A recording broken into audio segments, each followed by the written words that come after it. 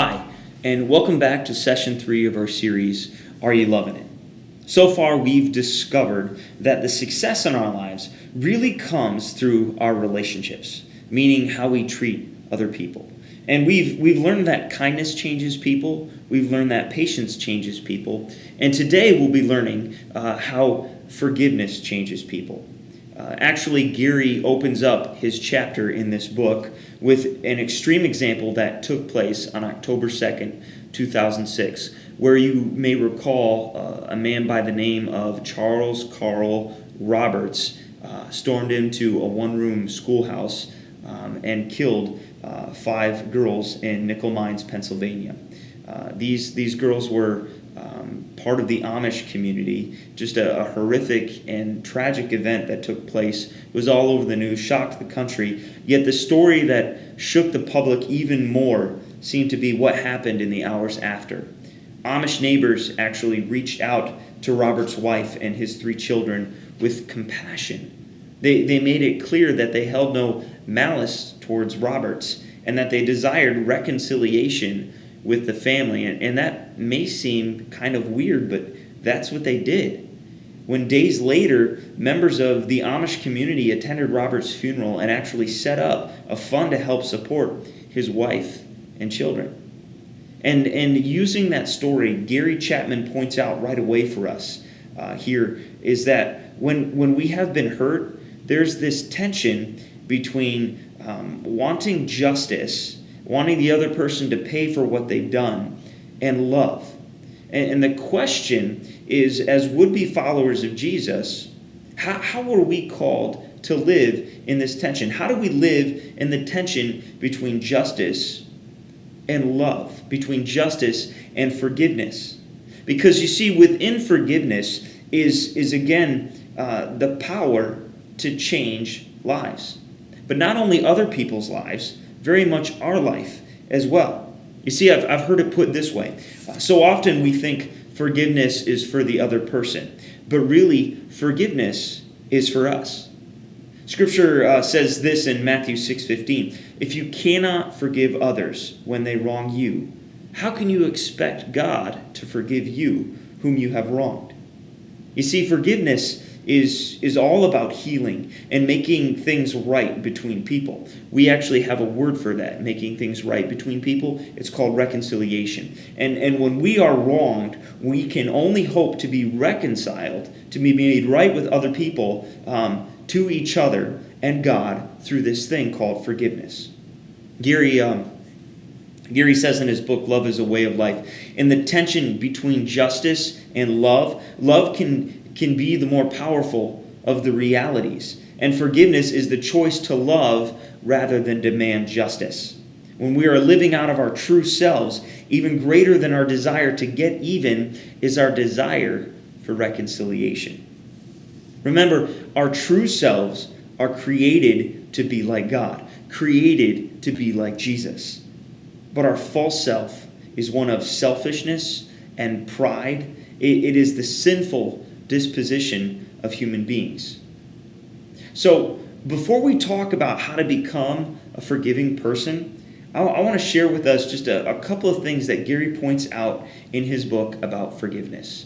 He says, first of all, forgiveness does not come easily. It takes work. It takes time, sometimes weeks, sometimes years. If you've ever been a victim of hurt, where somebody has just caused you just such a problem or giving you such a hard time that you just harbored this feeling of pain and hurt inside, you know that it takes time and a process and work for forgiveness to occur in that situation. Second thing he points out is that forgiveness does not remove all the consequences of a wrongdoing. Such as, like, if you steal something and get caught, you can be legitimately sorry for what you've done. Sorry that you committed the act, but you may not be able to give back what you took. You may have to make restitution in some form. It may be more difficult to build trust than initially it was before you offended or wronged an individual. So we have to understand that. It just doesn't automatically fix everything.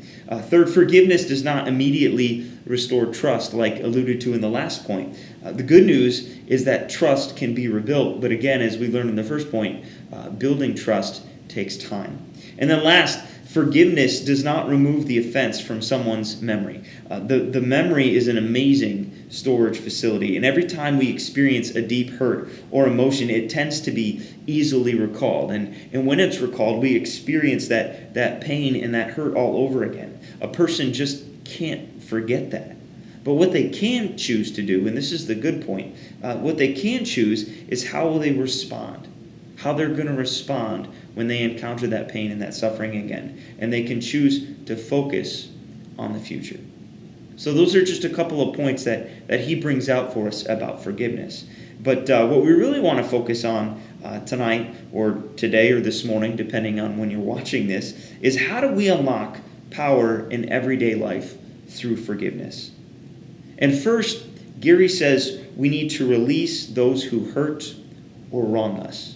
That's an interesting word, release. And I'll explain more about that in a minute. But he says when someone has wronged you and refuses to apologize, the challenge is not to forgive the unapologizing offender, but to release them along with hurt and anger. Because if you remember, the goal of forgiveness is reconciliation. And unless a person desires a restored relationship, we cannot forgive them. But we can release them from our feelings and thoughts. So the challenge, Gary says, is to be ready to forgive if we are able to. But if we're not able to forgive because the other person doesn't want reconciliation, we have to allow room for God to work where we can't. Second, Gary shares when we are mistreated, part of the healing process is to confess our own failures in the situation. Maybe we didn't deal with it quickly enough and allowed these feelings of bitterness toward the other person to come in our mind, which only further delayed going to them and confronting them. Or maybe when we were wronged initially, we retaliated, such is the case far too often, in a way that wasn't godly. And although it may be justified, it doesn't make it right when we do that, and it doesn't bring about reconciliation. Sometimes when I'm counseling people who are getting married or who have been married, I instruct them that you can always find something to apologize for. You can always find something to be sorry for. And when we humble ourselves before one another, it often diffuses the situation, and we're able to find forgiveness and reconciliation in both directions. Gary says when we confess our own failure to handle hurt and anger in a positive way, it liberates us from experiencing further resentment. Thirdly, and this is the more difficult, Gary shares in this whole process, you return good for bad. You return good for bad. It was Jesus who said in Matthew 5, you have heard that it was said, love your neighbor and hate your enemy. But I tell you, love your enemies and pray for those who persecute you, that you may be sons and daughters of your Father in heaven. Kind of reminds me of an example from my younger days in high school algebra class. You remember high school algebra class? Well, I do, because there was a person sitting behind me one day in my class who just refused to stop talking while the teacher was explaining how to find solutions to this particular equation up on the board. And I just got really frustrated because this person would not stop talking. And I turned around and I shushed them. I was like, shh, be quiet. I'm trying to listen. And they didn't take to that well at all. And so they began whispering like all these cuss words and mean things to me as I'm sitting here in class. And it actually progressed to the point where he was saying that he was going to beat me up after class and he was going to kill me and just saying all these horrible things. And I just continued to get more frustrated to the point where I eventually turned around and said, look, I don't care what you do to me after class. Just be quiet now so I can pay attention. And when I turned back around, he was quiet. And, I understand that I didn't respond as positively as I could in that moment. And just both actions on each of our parts created a rift in the relationship. And it was just kind of awkward being in class for the next couple of days until eventually he actually asked me for help with some of his equations. He was like, "Hey, Tim, can you help me out with some of these?" And instead of saying, well, you should have been paying attention in class and instead of talking, I actually proceeded to help him and said, "Hey, yeah, I can show you how to do that." And so I helped him understand, which completely changed his attitude. And when I responded out of just an attitude of wanting to look beyond the wrong that he had done and be kind and desire reconciliation and just help him with his homework, you could see that it just totally diffused the situation, and he became an entirely different person. In fact, we didn't have any problems with each other the entire rest of our high school career. Actually turned out to be a really nice guy, and we never had another problem simply because we exchanged good for bad rather than continuing to have the rift in the relationship. So again, Gary shares, when we respond to those who've hurt us with compassion, we demonstrate true love. And number 4 is to use your pain well. The book Love is a Way of Life tells us, if you're dealing with a person who refuses to apologize, your own inner reflection is vital in learning how to implement these 3 steps to alleviate your own inner turmoil.